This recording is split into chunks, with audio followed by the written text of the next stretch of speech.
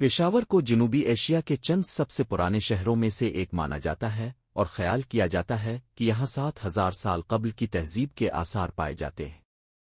कदीम पेशावर वस्ती जनूबी और मगरबी एशिया के कदीम तरीन शहरों में से एक होने की वजह से पेशावर सदियों से अफगानिस्तान, जनूबी एशिया, वस्त एशिया और मशरिक वस्ती के दरमियान में एक मरकज़ की हैसियत से कायम चला आया है।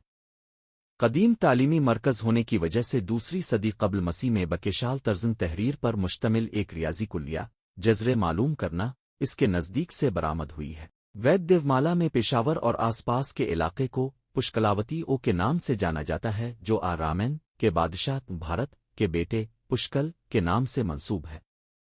ताहम इस बारे अभी कोई यकीनी राय मौजूद नहीं। मुसद्दक़ा तारीख़ के मुताबिक इस इलाके का अमूमी नाम ऊपरिशपुरा इंसानों का शहर था, जो बिगड़कर पेशावर बन गया। दूसरी सदी ईस्वी में मुख्तसर अरसे के लिए वस्ती एशिया के तोचारी कबीले किशिन ने पेशावर पर कब्जा करके इसे अपना दार अल हुकूमत बनाया।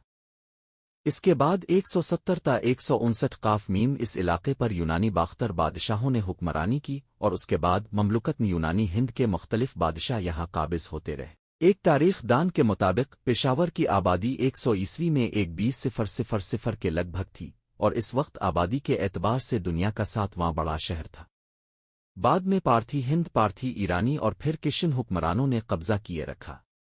गंधारा पेशावर पुष्कलावती मौजूदा चासद्दा के नज़दीक खंडर किशुन हुक्मरान कनिष्का 127 ईस्वी के लगभग बादशाह बना ने अपना दारुल हुकूमत पुष्कलावती मौजूदा चासद्दा से मुंतकिल करके प्रिशपुरा मौजूदा पेशावर कायम किया। दूसरी सदी ईस्वी से बुद्ध भिक्षु जरतुश्त हिंदू और रुईत के पेशावर जरतुश्त मजहब के किशुन हुक्मरानों से मुशावरत करने आते रहे थे।